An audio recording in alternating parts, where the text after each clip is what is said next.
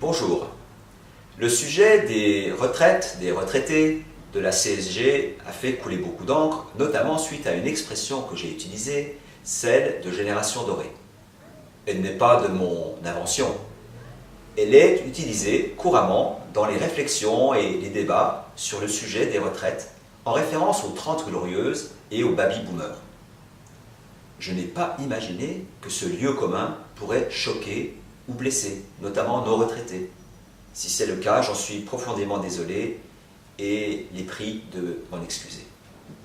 Ce n'était en aucune façon une remise en cause de leurs droits et de leurs mérites.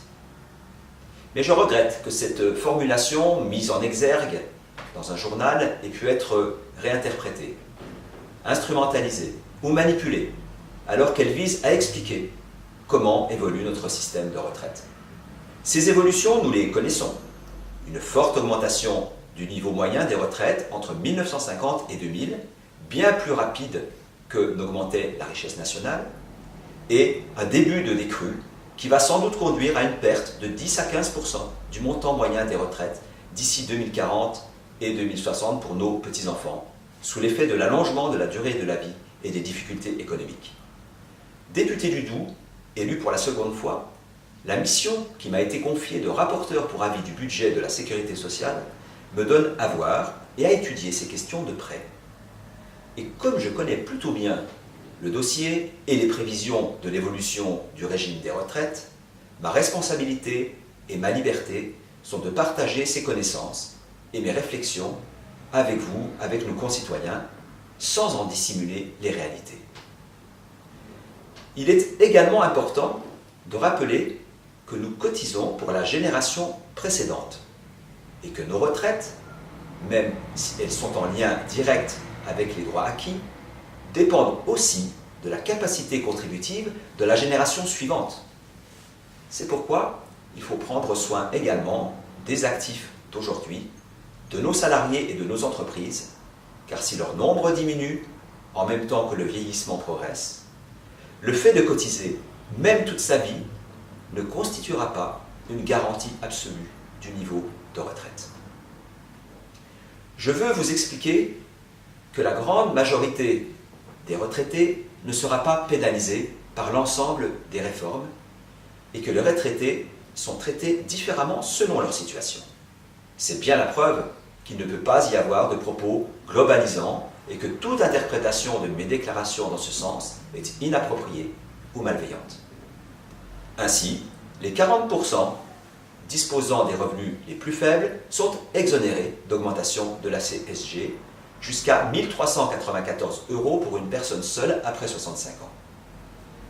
Et ces personnes sont soulagées que le projet d'augmentation de la TVA des candidats du parti Les Républicains n'ait pas vu le jour.